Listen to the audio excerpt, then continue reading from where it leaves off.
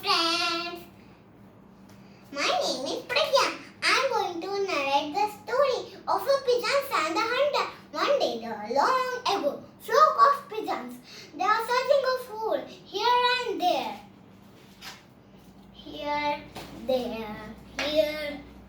One day, they found a rice grain lying on the ground. They were so happy. Then they decided to eat all of the rice grains. But hunter games, doom, and trap all the pigeons. Then pigeons were crying. Then one clever pigeon got an idea.